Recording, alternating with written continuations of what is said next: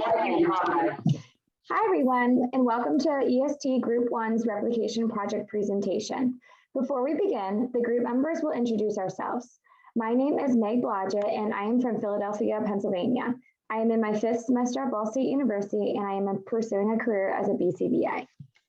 Hello, I'm Jonisha Graves. I'm from Indianapolis, Indiana. This is my 4th semester at Ball State University, and I'm also pursuing a career as a BCBA. My name is Kaya Aldridge. I'm also from Indianapolis, Indiana. I am in my 2nd semester at Ball State University, and I'm pursuing a career as a BCBA. My name is Renee Reifenberg. I am from Lake Orion, Michigan, and I am in my 3rd semester at Ball State University, and I'm also pursuing a career as a BCBA. Hi, my name is Whitney Teeter. I'm from Fredericksburg, Virginia. I'm in my 6th semester at Ball State University and pursuing a career in BCBA work.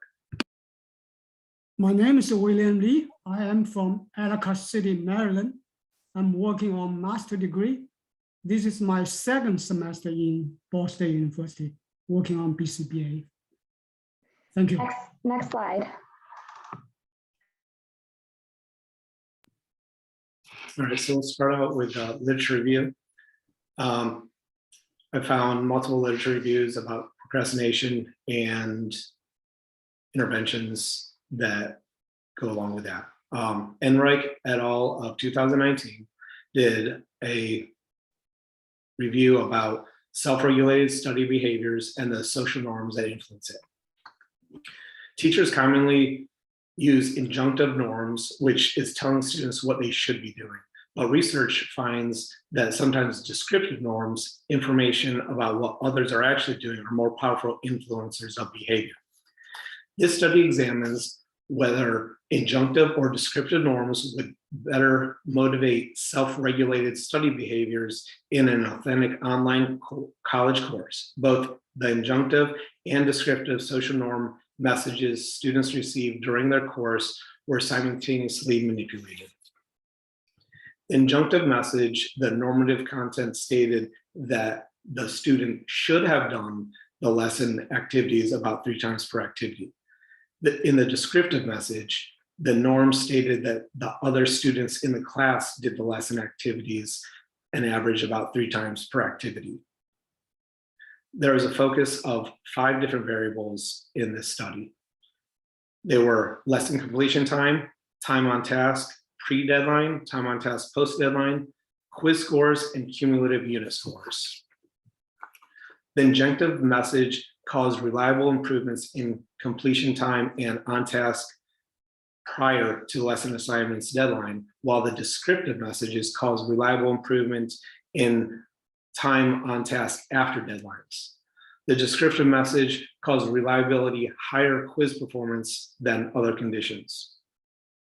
Emails from an instructor of any form motivated students to complete activities earlier, and that injunctive norms increased study behaviors aimed at fulfilling course requirements, but did not improve learning outcomes. Descriptive norms increased behaviors aimed at improving knowledge and improved performance.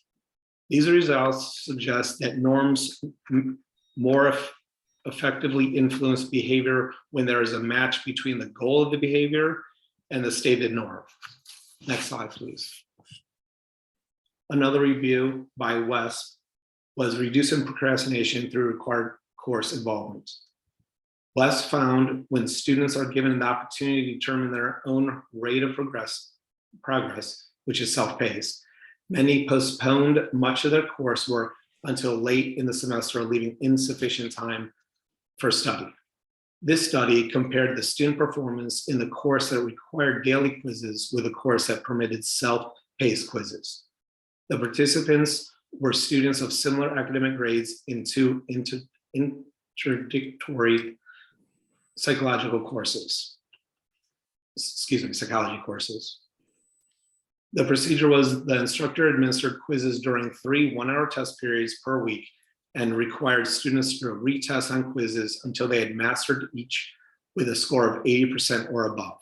Following mastery of a core of 12 units, the students took a multiple choice exam on core unit material. The exam could be taken at the end of 9th or the 12th week. The instructor randomly assigned testing contingencies to the classes. One class completed quizzes on the core units at their own pace. The other class were to take quizzes during each scheduled quiz day. The results were 20% more students who were in the daily quizzing class qualified to take the final exam after only 9 weeks. Students in the daily quizzing class completed significantly more units by the end of the 9th week than the students in the self-paced classes. The mean final exam scores were higher in the daily quizzing classes than in the self-paced classes, and a higher proportion of students in the daily quizzing class obtained a course grade of 80% or higher. The results demonstrated that the students completed more coursework more rapidly and obtained higher course grades when they took daily quizzes than when they were on a self-paced schedule. The daily quizzing schedule appears to be an efficient, effective, and educationally sound solution to the procrastination problem in personalized instruction. Next slide, please. So Bird and Chase of 2021 did a study of students pacing in a master's level course, procrastination, preferences, and performance. This actually replicated research that compared distribution of studying under contingent access to study materials and non-contingent access to study materials in a graduate level course laid out by Parent et al. In 2011. The primary purpose of the current study was to replicate the findings of Parent et al. Related to decreasing procrastination and increasing distributed study behavior with graduate students. Bird and Chase extended Parent's study in 3 ways. It evaluated preference for the treatment using a choice procedure.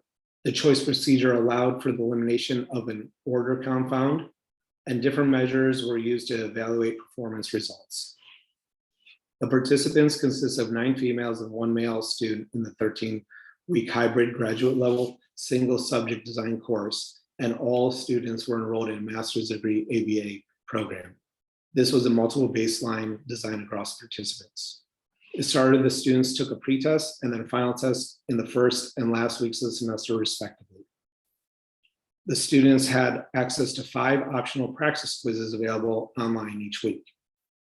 Once the practice quizzes were made available, they could be completed as often as the students wanted. Weekly quizzes were completed at the end of each week during the class period. The researchers also asked the students to complete a 14-question survey online at the end of the course that was at acceptability rating scales. They had 5 dependent measures that were evaluated in the study. The percentage of days practice quizzes were completed each week, as well as a cumulative distribution of practice quizzes each week. The number of selections or choice of each contingent was measured by the selection of contingent or non-contingent access conditions during the week when the students were given a free choice. The acceptability ratings were surveyed. The percentage correct on weekly quizzes and gain scores from the pretest to the final exam. The participants were randomly assigned to 2 groups, so a forced choice exposure to both conditions could be implemented with each participant, and an order confound could be eliminated. One group completed study materials in the non-contingent access condition for the first week, and the second group completed study materials in the contingent access condition for the first week. For the second week, researchers assigned the students to the opposite condition. After participants had experienced both conditions, researchers implemented a free choice preference procedure that remained in effect for the rest of the semester. During the non-contingent access, the students had access to practice quizzes were available to participants each day for the first 5 days of the week before the quiz, the weekly quizzes. For the contingent access condition, the first practice quiz became available.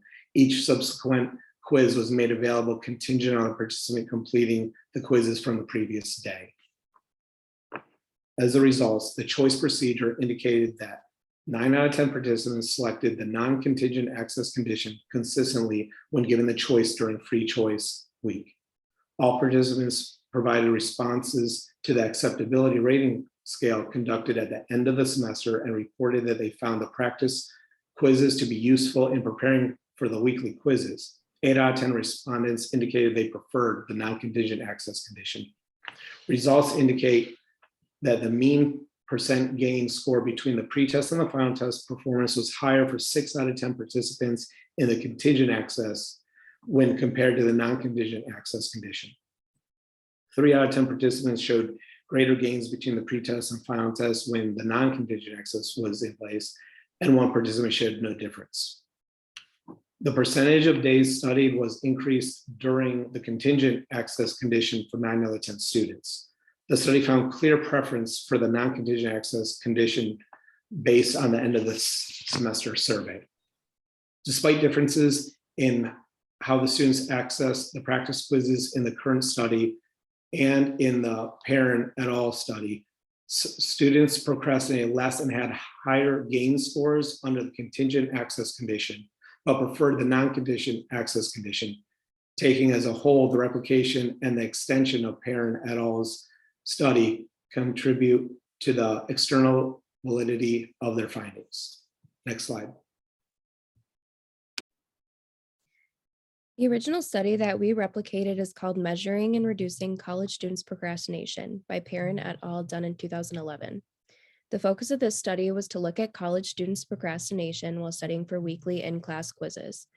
Perrin and colleagues describe procrastination as the pattern of postponing study behavior. A multiple baseline design was used for this study.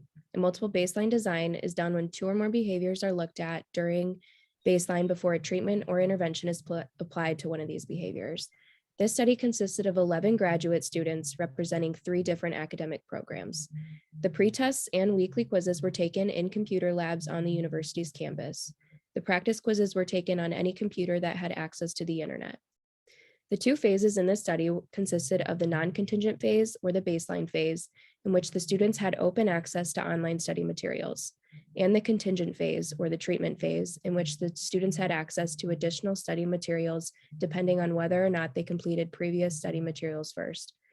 Before taking the weekly quizzes, the students took a pretest as a way to measure their understanding of the material before and after completing the quizzes and practice tests. The results of this study showed that students procrastinate more in the non-contingent or baseline phase when they had free access to study materials. Procrastination occurred less during the contingent phase or treatment phase when the students had to complete previous study material prior to gaining access to additional study materials. Overall, the intervention used in the study was effective in altering the pace in which the students studied. Next slide, please. Procrastination is the action of delaying doing something. The percent of student procrastination increased recently from 50% in 1984 to 70% in 2004. Many students think it is a major problem in their study. As we know, when a teacher gives an assignment, he or she usually has a deadline and specify the aversive consequences if students do not complete by due date. Students typically respond to the instruction, improve studying, and complete the assignment as expected. This kind of intervention is common and usually works. And the student desired behavior appear to be maintained by negative reinforcement in the form of avoiding teacher-delivered aversive consequences. But research showed there could be other ways to influence students' behavior that do not rely on teachers' threat of failing of aversive consequences. In 2011, Perrin's research group published a paper. They suggested a different studying way. It is to program contingencies. Students have distributed study. It would result in positive reinforcement. Our research objective is to replicate the work by Perrin's research group to measure the degree of procrastination within our group. There are 2 phases of our study, non-contingent phase and a contingent phase. We like to carry out 2 investigations. First one, investigating the degree of graduate student procrastination in preparing for quizzes. Second one, investigating the effect of the programming study. It required us, graduate students, to answer some of the questions earlier in the week to gain access to additional study questions. Thank you. Next slide. We will now be reviewing the methods used for the study. The participants in the study were 6 master level graduate students, which consisted of 4 females and 2 males. Their ages ranged between 24 and 62 years old, and they all attended Ball State University. All participants took online courses that focused on the same academic program, which was applied behavioral analysis. And the participants took part in the study as a course assignment to receive a grade in return. The participants in the study were located in different parts of the United States. However, they were all in the Eastern Time Zone. The participants were allowed to take quizzes at a time that was convenient for them, as long as it was after 8 a.m. They were allowed to take quizzes at their desired location, which could be at their home, work, coffee shop, and basically anywhere that has reliable internet connection. The study lasted for a total of 10 weeks from September 13th through November 19th. Next. The materials needed for this study were the Cooper online quizzes, which can be found going to this website listed above. This site includes resources that give students extra study materials such as notes, summaries, assignments, and web links. The participants were able to select a chapter and focus on from the 29 chapters listed on the site. The quizzes contained multiple choice questions that range between 7 questions and 20 questions. In order to access the quizzes, it was necessary to have access to a computer. The computer was also used for taking screenshots for IOA data, as well as using the computer for Excel spreadsheets for collecting the data. The target behavior for our study was the total amount of quizzes completed. We defined completion of quizzes as answering all of the questions in the quiz, as well as submitting it electronically. An example of quiz completion is having each multiple choice question answered and pressing the submit button at the end. A non-example of quiz completion is not answering all the questions and or not pressing the submit button at the end. Next. The data collection was used in the study was frequency, and it was collected daily over the course of the study using an Excel spreadsheet. The participants were required to put the number of quizzes they completed for the day in the spreadsheet, even if they did not complete a quiz on that day. They had to put a 0 in the spreadsheet for quizzes that were not completed. The participants are also required to screenshot their completed quizzes with the date and time that the quiz was completed, and then upload it to a shared file under the correct date. The shared file consisted of subfolders for IOA screenshots and actual data collection that was used through Excel spreadsheet. This was used later in the study to ensure treatment fidelity in IOA. For this study, we chose multiple baseline design, and we measured behavior across multiple individuals. Baselines were established for participants, and each participant had a staggered baseline phase change. For instance, after 11 sessions in the baseline phase, students A and B started their intervention phase. Next were students C and D, and they started their intervention phase 4 days later. Then students E and F started their intervention after another 4 days. Using this type of design allowed us to compare the effects of the treatment across different participants. Next. During baseline, the quizzes were on a non-contingent phase. New quizzes opened daily Monday through Friday at 8 a.m. and quizzes closed at 12 a.m. the following day. Quiz completion was not contingent on the order of the chapters. That means students did not have to take the quizzes in order from chapter 1 to chapter 29. They were allowed to skip around and take quizzes out of order. However, students were not allowed to take quizzes until the quizzes were unlocked. For example, quiz 5 unlocked on session 5, so it could not be taken until session 5. Participants were chosen in alphabetical order on each student. They were chosen in alphabetical order on when each student ended their baseline phase. And then all the students started baseline on the same day, which was September 27th. And students A and B ended baseline on the 27th. Students C and D ended baseline on October 1st, and E and F ended baseline on the 7th. Our treatment phase was the contingent phase for taking quizzes, meaning that each quiz was contingent on completion of the previous quiz. For this phase, quizzes were only available Monday through Friday, and each new quiz was unlocked on that day at 8 a.m. This is somewhat similar to the baseline phase. However, with the contingent phase, participants were not allowed to move on to the next quiz without completing the previous quiz. For example, in the first session of the intervention phase, Chapter 1 was unlocked at 8 a.m. that day. Participants were allowed to take Chapter 1 quiz throughout the day as many times as they would like. The following day, Chapter 2 quiz would unlock at 8 a.m. for all of those who took Chapter 1 quiz the previous day. If a participant did not take Chapter 1 quiz, they had to take Chapter 1 during Session 2 in order to move on, and this continued for every session. Once a chapter was unlocked, the participants could go back and repeat any of the unlocked quizzes. And after a quiz was completed, participants would have to wait until 8 a.m. for the next quiz to unlock. Unfortunately, if participants missed sessions, they became behind and took a chance on not being able to complete all the quizzes. Next.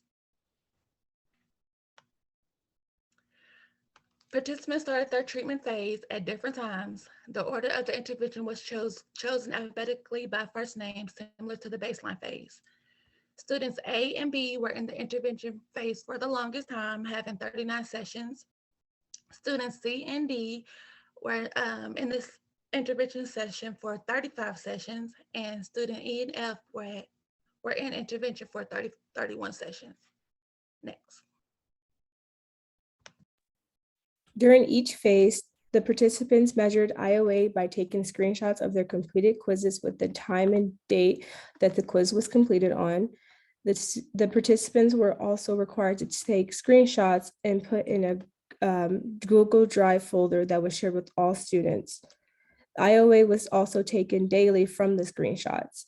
IOA was calculated using total count IOA. The formula used was smaller frequency count divided by larger frequency count, and then multiplied by 100 to find the IOA percentage. All students had 100% IOA data collection across all phases. Participants were able to score all baseline and intervention sessions for IOA and treatment integrity. To make sure everyone followed the intervention correctly, we chose to make a checklist that was easy to follow and included each step to properly implement the intervention as well as collect IOA data. For example, after going through each step of the checklist, if a participant had taken 8 quizzes a day, then there should be 8 screenshots in their folder for that day. Next.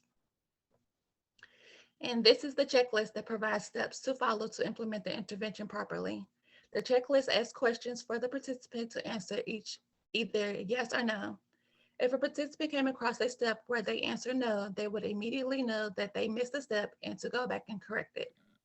After correctly completing each step, participants should have a score of 100%, which would indicate a total of 7 yeses. Next. I will be discussing the results of our replication project. As previously stated, we completed our project over 50 sessions and had a varying baseline design across participants. Next slide. On this slide, you can see our multiple baseline design graph, which is labeled as figure 1. The data is cumulative by phase, which was what Perrin et al. 2011 did in the original study. The top graph shows the results for student A, and the bottom graph shows the results for student F. The phase line changes with the baseline start dates, which can be shown on the graph as well. The results from this replication study support the results from the original study, showing a functional relationship between quiz completion and the contingent access of quizzes. For each participant, average number of quiz completions and range variables increased within the treatment or contingent access phases when compared to the baseline or non-contingent access phases. The video shows the multiple baseline design graph in a different format so you can see the results clearer. On the next 6 slides,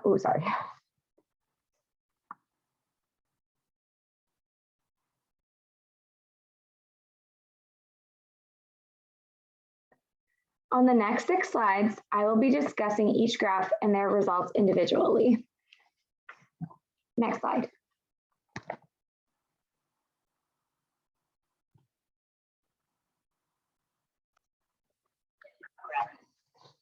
Figure 2 shows the results of student A's replication project. They had the shortest baseline phase and longest treatment phase, along with student B. As you can see by the graph, the treatment phase has a range of 1 to 49 quizzes completed, which is higher than the baseline phase. The mean for the treatment phase for this student is 16.02 higher than the baseline phase. Next slide. Figure 3 shows the results of student B's replication project. Like student A, they had the shortest baseline phase and the longest treatment phase. They had a treatment phase range up from 1 to 41 quizzes completed. Their baseline phase mean was 6.45 and the treatment phase mean was 17.09, which was 11.45 higher than the non-contingent access phase. Next slide. Figure 4 shows the results of student C's replication project. This student, along with student D, completed the baseline phase for 15 sessions before entering the intervention phase. They had a treatment phase range of 2 to 45 quizzes completed. Their baseline phase mean was 9 and treatment phase mean was 24.37, which was 15.37 higher than the non-contingent access phase. Next slide. Figure 5 shows the results of student D's replication project. They had the same baseline phase and treatment phase as well as student C. As you can see by the graph, the treatment phase has a range of 2 to 31 quizzes completed, which is higher than the baseline phase. The mean for the treatment phase for the student is 7.34 higher than their baseline phase. Next slide. Figure 6 shows the results of student E's replication project. This student, along with student F, completed the baseline phase for 19 sessions before entering the intervention phase. They had a treatment phase range from 0 to 29 quizzes completed. Their baseline phase mean was 1.15 and treatment phase mean was 13.7, which is 12.55 higher than the non-contingent access phase. Next slide. Figure 7 shows the results of student F's replication project. Like student E, they had the longest baseline phase and shortest treatment phase. They had a treatment phase range of 1 to 38 quizzes completed. Their baseline phase mean was 9.63 and treatment phase mean was 20.54, which was 10.91 higher than the non-contingent access phase. Next slide. Table 2 shows the percentage of days with a completed practice quiz across non-contingent and contingent access conditions. For all participants, the percentage of days with a completed practice quiz increased from baseline to treatment conditions, which confirms the original study's results. Having contingent access for practice quizzes made the participants of our group complete more quizzes overall and more consistently. Student A increased their percentage of days with a completed quiz from the baseline to treatment phase by 33%. Student B increased by 53%. Student C increased by 14%. Student D increased by 2%. Student E increased by 77%. And student F increased by 19%. Next slide. Figure 8 shows the graphing results of the percentage of days with a completed practice quiz across non-contingent and contingent access conditions for all participants. There is a clear increase of daily quiz completion for all participants from baseline to the treatment phase, which confirms the functional relationship between the contingent access condition and the number of quizzes completed. We will now discuss the conclusion of our replication project on the next slide. Okay, to wrap it all up, we replicated the 2011 study measuring and reducing college students' procrastination by Parent et al. As mentioned previously, the purpose of replicating this study was to examine the effects of programming a contingency that students were required to follow throughout the study. and investigate the extent to which graduate students procrastinate before taking quizzes. The goal of both the replicated and original study was to look at college students' procrastination through quiz taking in both non-contingent and contingent phases. As stated before, the non-contingent phase consisted of the participants having free access to as many quizzes as they wanted, as long as that chapter was unlocked. The contingent phase consisted of the participants having access to the quizzes contingent on them completing the previous quiz. The main difference between our replicated study and the original study is that we had to modify our replicated study to meet the requirements of an online course. The original study's participants took online quizzes as well, but they were completed with a proctor present to monitor them. The results of our replicated study show that more quizzes were completed during the contingent access phase, or the treatment phase. This is similar to the results in the original study, in which procrastination occurred less during the contingent phase, when the students had access to additional study materials depending on whether or not they completed the previous study materials. Before we dive into our replicated study's limitations, let's discuss a strength. A big strength of this replicated study was that we completed IOA and treatment integrity during the entire project. As mentioned previously, we did this by taking screenshots each time we completed a quiz. In the screenshots, the timestamps showed that we took the quiz within the correct time frame. This occurred in both the contingent and non-contingent phases. This is a strength because it shows that our measurements and findings are consistent and that our intervention was implemented the way it was meant to be. Next slide, please. Similar to the original study, this study replication did have a few limitations. Firstly, a limitation of the study was that it was done virtually, meaning there were no proctors present to monitor all the participants while they took each quiz. While we did take screenshots for IOA to prove that we completed each quiz within the appropriate time frame, we did have to use the honor code system when it came to cheating in any way while taking the quizzes. A second limitation of this study is that the timeline of quiz taking did not include weekends. Participants were only able to complete quizzes between Monday and Friday of each week. This could be considered a limitation because, for example, participants may be more busy during the week than they are on the weekends, giving them less time to complete more quizzes. Thirdly, a limitation of this study is that there were no pre-tests and post-tests like in the original study to monitor the participants' accuracy and progression while taking quizzes. Since the main focus was to see how many cumulative quizzes the participants could complete in each phase, how well each participant did on the quizzes was overlooked. Next, since the course in which we're doing this group study replication project is all online, the way we went about completing the study replication had to be modified to meet the limitations of an online course. Our group met via Zoom and messaged over the app GroupMe rather than meeting in person, and we took screenshots for IOA rather than observing each other take quizzes. Next slide, please. Here are our references that we used for our project. This concludes our presentation. Thank you for watching. All right, nice job, guys. This is a fun study that I've started to have more and more groups start to replicate, and it's a bit challenging when you're dealing with cumulative frequencies because it's not something that many students have a lot of experience with. And I think the biggest thing with cumulative frequency is trying to interpret your data. And I think this is one of those situations where maybe averages and ranges can be a little bit difficult. And so I have a few different things I want to talk about, but can someone go back to the to the multiple baseline graph across all 6 things? Because this is, I mean, first of all, you guys did a wonderful job on the presentation. It was awesome. You guys had everything you needed to include. The treatment integrity checklist looked great. The way that you guys formatted the different sections of the presentation, you have everything you need. The tricky thing with cumulative frequency is that if you look at ranges, and I'm not sure,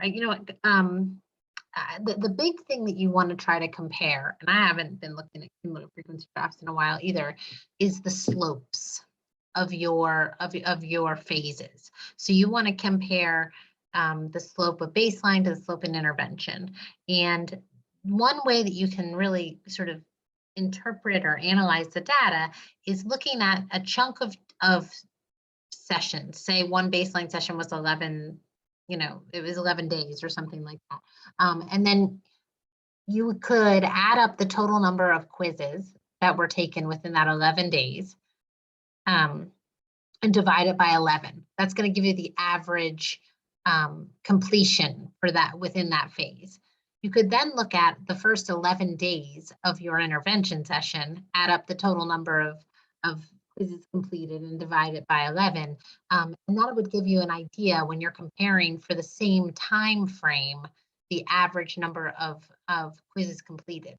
I think one thing that you guys are doing with your intervention is that you're looking at ranges, but the intervention phase is so much longer that they have an opportunity to complete so many more quizzes that it seems like it may have been more successful than it actually was if you're looking at that. Because if you're looking at the amount of time for a lot of these legs, they're completing very similar amounts of quizzes for that same time frame. So the one thing that might look a little different though is that sometimes the patterns of the completion change. So you might have, like, for instance, the second leg, right?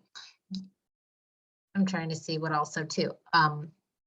You have a bit of a flat line there. That means that towards the end of baseline, there were 0 quizzes that were being completed.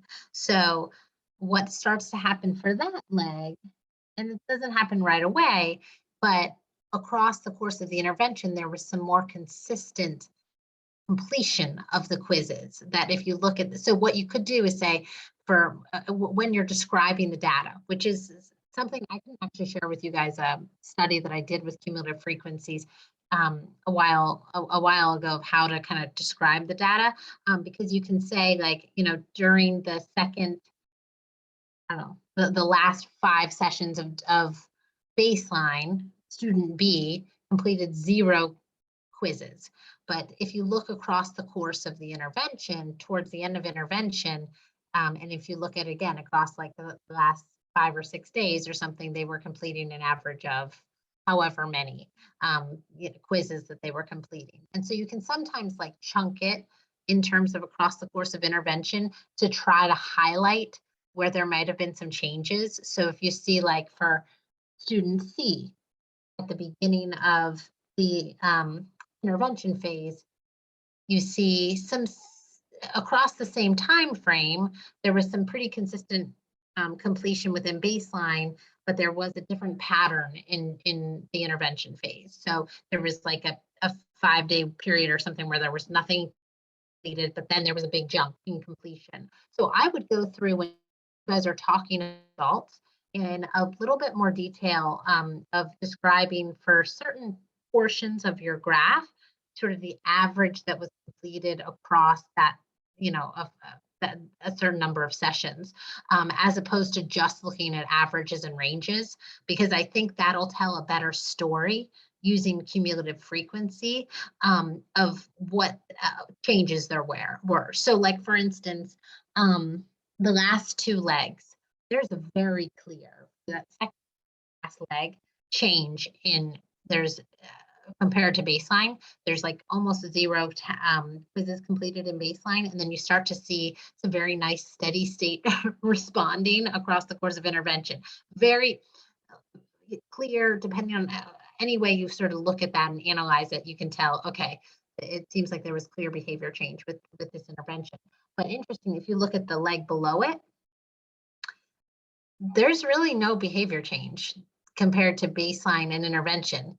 You see, but if you were looking just at the ranges, you'd assume, oh yeah, well, they completed way more quizzes. Well, that's because the intervention phase was 2 or 3 times longer than the baseline phase. But if you're actually comparing how, on average, how many quizzes they were completing across the same amount of time period, the slopes of those particular 2 phases are almost identical. You guys see what I'm saying with that for that final phase? And so I would just go through leg by leg and really try to talk a little bit more in terms of the slopes and the comparison. And I can't remember who it was, but one of them, and I feel like it might have been Williams. Who was William? Which leg was he? William was student F. Oh, okay. Okay. So I think I might have even mentioned William when I looked at your graph for for when you guys submitted your individual legs. And I was like, you were a little bit too good at studying in baseline because there wasn't much of a behavior change for you. But for some other people, you might see so the ideal is that you're trying to not wait and procrastinate essentially. And so for some of these, you might actually see, and I think a good example is student B, where you see like sort of a flat line in that baseline. They're not completing any quizzes, and then you start to see more consistent completion of the quizzes across the course of intervention. And that's what these sort of behavior analytic teaching interventions, where we try to organize our courses in a way that's going to have people not just wait for long periods of time and then cram, but instead be completing small chunks of studying behaviors across the course of the intervention of the semester, I should say, because we know that that's how you retain information a little bit better. And so that's sort of, as professors, a goal is how can we best teach this information? We don't want people to just be cramming for a midterm and a final, regurgitate some information and then completely forget it. And so when I was in undergrad, there was a great type of behavior analytic teaching that was developed by a guy named Phil Heinlein, and it's called inner teaching. And I'm going to share that article with everybody because it really kind of is a departure from that traditional like midterm and final structure of a course where you have these, really heavily weighted assignments, which is just going to set students up for putting things off and then cramming. And so this is what they're also trying to look at with this type of an intervention is versus, non-contingent and contingent studying. How can we get people to engage in studying behavior on a more regular basis as opposed to engaging in all those procrastination behaviors? So do you guys have questions about how I talked about sort of looking and analyzing the graphs? No, I mean, it makes sense, and I'm glad that you're able to tell us because I definitely took notes, and I'm going to go back and I think redo that part. I think learning how to interpret a cumulative frequency is something that it's just not really taught in a lot of these courses because you don't see that many cumulative frequencies anymore. So this is actually, I'm really glad that you guys sort of took a stab at it and were able to kind of talk it through because you want to know sort of how best to examine experimental control. So I would say that there is not strong experimental control because you don't have clear behavior change for all of your legs. You see it for some, but not for others. And so I think, and we can talk through if you guys have questions, like I think there's a little bit more evidence for student A that you see a change in the pattern of responding. You see more flat line responding of 0, but in intervention, there's more consistent completion of the quizzes. Same thing with number 2, student B, I should say. Not a whole lot of change for student C if you're comparing that same time frame, but you do because you even see that flat line within intervention and then sort of a jump in quiz completion. So not much change for student D, definitely clear change for E, and then no change for student F because their behavior, their slope for comparing baseline and treatment are the same. And so I think that that's just one thing to kind of go back through and highlight who had clear behavior change, but unless you have it across all of your legs, you're not going to have a clear demonstration of experimental control. In the original study, did they also stagger the intervention by 2 legs at a time? They actually, I'm pretty sure, had Whitney, correct me if I'm wrong, I think they all had different days of starting. Yeah, the hard thing with having a group of 6 people is that you're going to run out of time sometimes. So sometimes I'll tell groups to break it into 2 different multiple baseline designs just so that you can stagger it across each leg. But you should also add as a limitation that you had to stagger due to time constraints 2 at a time, because it would be a stronger examination of experimental control if you were able to stagger it by one leg at a time as opposed to 2 legs at a time. Let's see here. One of the things. Actually, on the study, it's kind of interesting because it looks like 4 people did the same. 4 people did one baseline start. Another person did their own start, and then 3 people did their own, like another one. It's just kind of. So they varied it. Yeah, I can't really Yeah. quite remember, but without having it in front of me either. But ideally, if you're doing a multiple baseline with these 2 phases, it's best to try to stagger it across each leg because it'll more clearly demonstrate strong experimental control. But I'm seeing more and more changes in how these designs are implemented, especially if you have many participants. So researchers get a little bit creative sometimes in how they're trying to demonstrate experimental control. I think you guys brought to my attention the bird and chase study, because that's not one that I had read about before. And I think that there seems to be a little bit of a line of research in this area of trying to decrease procrastination. So, so that was great. And one other thing I just want to mention, I know we're running short on time, is that the way that you guys structured the literature review was great in how you should structure it for the written report. So the biggest thing you want to start off with is, why is this a problem? So you could, just in the first paragraph, you wanted to say, whatever you can find in terms of procrastination tends to be an issue that many college or graduate students have. So, and I'm sure that in many of those articles, that's kind of how they start off. So you can probably find some sort of supporting citation as to why this is a problem and it's worth targeting. Then you go through the several studies. I think we say a total of 5. So that's one study right there in terms of why is this a problem? Why is it so significant and worth targeting? And then what have people done about it?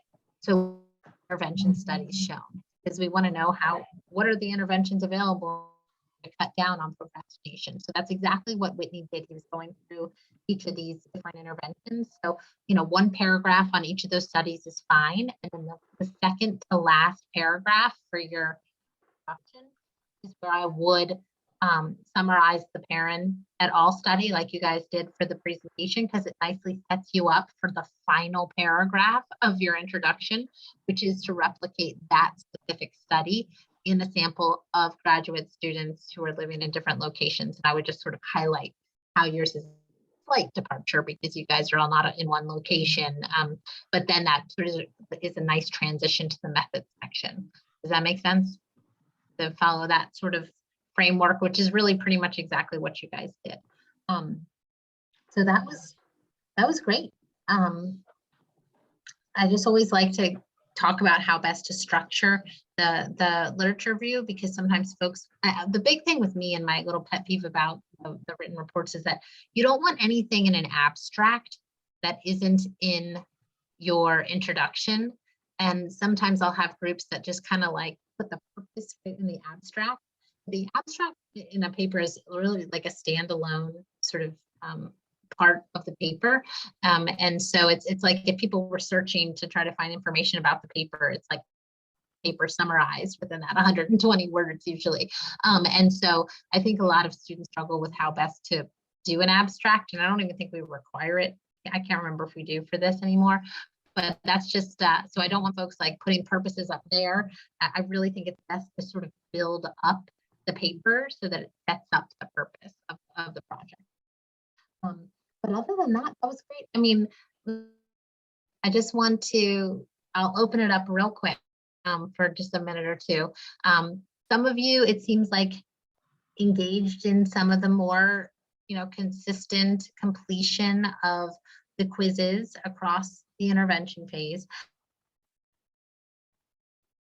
Already doing really well in baseline in terms of task completion. So I would just like to get your thoughts. If you guys feel as though there could be any way in which personally you think that you could improve your study behavior, and if you were to select, would you do this type of an intervention, or is there something else that you would consider instead?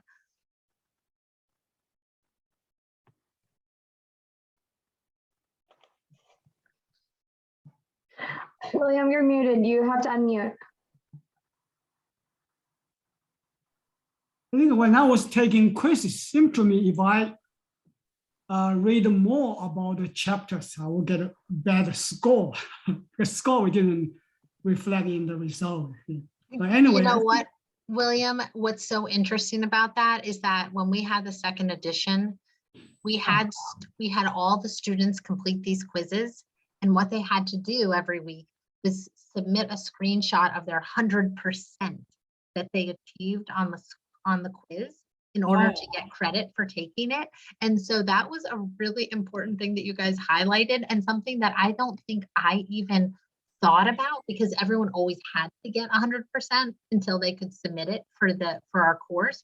So like what we really should have done is just added that not only did you have to take the quiz, but you had to actually get 100% on the quiz in order to go to the next one.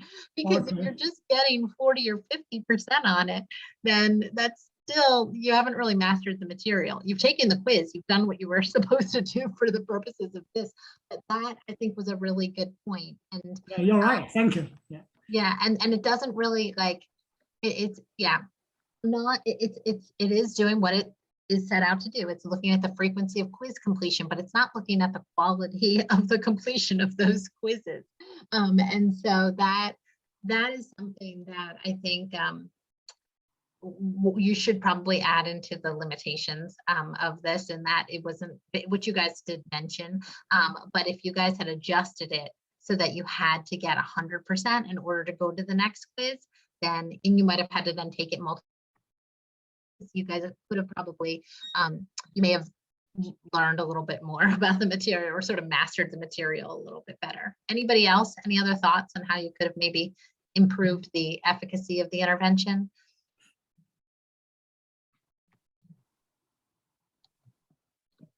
I think that was the main one that we talked about when we were coming up with the limitations, was the fact that we didn't have to get, it wasn't for accuracy. It was just, you had to complete it and then put it in. And then we also talked about, oh gosh, what was it? I'm going blank. Well, there's We also, go ahead. I'm sorry, we also spoke about like a post-test. Yes, that was it. Thank you. That we did. What was it? A post-test like in the original study. So once again, same thing. We take the quizzes. They're for the cumulative and not the grade doesn't matter. So okay, I didn't get a great percentage, but yeah, if I didn't remember it, it's okay. I can go study that chapter in my book during this semester anyways, and don't have to focus on worrying about a final grade. Well, and this is also something to sort of speculate on, in that, did you guys feel as though it was truly the contingent arrangement of the quizzes, or was it the fact that like you didn't want to let your team members down, like your group members, or you wanted to try to have your results sort of mirror the original study? Like sometimes I'll ask groups to try to you know, consider different things that could have impacted their behavior as opposed to the actual intervention itself. And a lot of times, like these studies will have like extrinsic rewards, like they can, you know, they meet a certain goal, then they can have a reinforcer. They're like, I didn't care about that reinforcer. I just wanted to not be the one group member that wasn't seeing any sort of behavior change, because they were always looking at each other's graphs. So do you guys have any thoughts on that? So I can speak, since mine is the flat line all the way up. And I honestly, it wasn't that, just because I knew, not to say it didn't matter, but it truly, it wasn't for grade, or even if I didn't do them, we weren't gonna fail the class or the project because of it. But to be honest, something just made me want to make sure I did it every day, and to try and attempt to get all of the chapters unlocked. I mean, I didn't have, like we talk about reinforcements, I didn't have any reinforcements. Yeah, and it wasn't. You were just committed to this intervention. Yeah, it was an interesting thing that like I said, there was no grade attached to it, but okay, it's contingent on opening the other one, I felt more compelled to do it because as you in the It's a non-contingent limited phase, time window, so. right? And I was just like, well, I can take them whenever I want, and then I'm a great procrastinator. I was like, well, I can take them in the baseline or I don't have to. So they're all open. I can play around, but you know what? There's other work to be done. So I can just put that off. But I made sure as a point every day to have it set on my alarm to do my quiz. Yeah. Yeah, Well, then that's a good testament to the actual intervention, that it seems as though it was pretty effective for you, Whitney. And then for mine was student C, and I'm not a procrastinator. I very much like to do things when they're like before they're due. The reason why, and I don't know if this is something that we should put in the study because it's a good like data pointer to talk about, but the reason why I flatlined right there was because that was my wedding and honeymoon. And Meg, that's exactly what you should talk about. Okay. In the discussion or the limitations there. I'm trying to think it's when you're going to talk about the results. Okay. You always want to talk about some variability that you may see. Now in other graphs that aren't cumulative frequency, variability often looks like this. But in this case, if you're not engaging in the behavior, it looks like this. Yeah. So I think when you guys see that there is some flat responding, like it's always helpful to try to do your best to interpret why that may have occurred. You have a really good reason why I didn't participate for X amount of days. And so I think that when you guys go through each of your legs, I would talk about what may have impacted your behavior, whether it's, I see some variability for the other graphs, but a lot of times it was just very steady state, consistent responding. So yeah, but that's a really good point to make. And I think it's always good to provide some explanations for why you might see some data that are a bit of a departure, because for a majority of your intervention, you don't see that. You only see it in that one particular set of days or whatever. The same thing would happen with like walking studies that people used to do with doing step counts. And then all of a sudden, like, someone is sick for 5 days or something like that, and their step count goes way down. And so when you're looking at the graph, you don't know what's going on. Or sometimes folks will say, well, it got really bad weather outside, and so that impacted my behavior. And so the other thing that often happens, and you guys sometimes just survey and participant and like having the knowledge of the original study and just wanting to do a good job, we'll see some pretty high levels of performance and baseline. I don't know if that impacted William at all, because he was also like you, Meg, of you guys, you're not procrastinators, and you were just, maybe you weren't the target participants for this type of an intervention. But I'll have a lot of students select on task behaviors where they have to like videotape themselves studying, and they're sealing out. I mean, what I mean is that they're already having like 100% of, either the session or intervals or whatever they're scoring with on-task behavior. So you have like no room for improvement. So and they say either it's just because they knew that they were being watched, or it's because, they say, well, I don't really have that much of an issue with this. I mean, it's a behavior I want to improve, but your performance was already so good in baseline that you just don't have much room for improvement, which is also going to weaken your ability to demonstrate a clear functional relationship. So but anyway, so you'll see that with all the different replication projects, that you'll sometimes see some folks have their behavior too good in baseline, basically, and they probably didn't need the intervention in the first place. Any other final thoughts on that? What might have? I will say I was, Go ahead. sorry. I was student D, and in both phases, mine were pretty similar. But there is like a little spike at the end, and that's because like that week, like I was super busy at work and I kept putting the quizzes off until later in the day. They forgot about them. So then the last day, I was thinking like, oh, like I need to take a bunch of quizzes today in order to make up for that. So I took like 6 quizzes that day. Perfect. And that is how, so when you go through your leg, your D, what I would do is try to describe it in terms of like in the first portion of the intervention, the average across whatever that time span of, like, you know, maybe it's 20, 30 sessions or something, I can't really tell, divided by the total frequency was an average of whatever, 1.5 or something like that. Towards the end of the intervention phase, the last 7 sessions, our average completion was 3.5. You're sort of telling the whole story about what happened across that course. And that's how I would do it, cumulative frequency. It's like you're almost like chunking it to different parts so that you're breaking it down. Because if you looked at it across the entire phase, you're going to miss those changes in the sort of the pattern of responding. So does that make sense? Because then that tells the whole story and sort of tells you the whole picture too. And you can even add, when you're describing the results, that you know, what may have led to that increase that you see towards the end of that intervention phase, which is what you just described. Janesha, sorry. Well, you were going to say something too. Yes, I know for mine, I was student A, and for my intervention, honestly, I did look at everybody's thing every day. So mine was more like a competition. So I had to make sure that I had more than everybody else.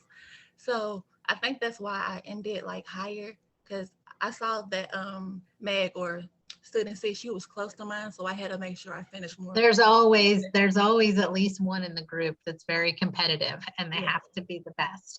And so that also would be something to add in terms of the discussion when you're talking about some of the factors that might have influenced. Just being able to be aware of what the other participants' data were across the intervention, because sometimes it's just that intervention itself, but sometimes there are other factors that also play a role. And you were A, right? You said you also see a sort of a nice change if you were to, again, sort of look at the last 5-6 sessions baseline versus how different portions of your intervention, you start to see more clear behavior change across that intervention. And so I think for you, there is some demonstration of some clear behavior change. But again, because you guys don't see it across all of your legs, I would say that you don't have you know, strong support for a clear functional relationship, but you certainly have it for some of the legs. It's just knowing how to sort of break it down to compare the baseline and intervention phases. So, all right, well, we can end the recording there. That was a great presentation and a fun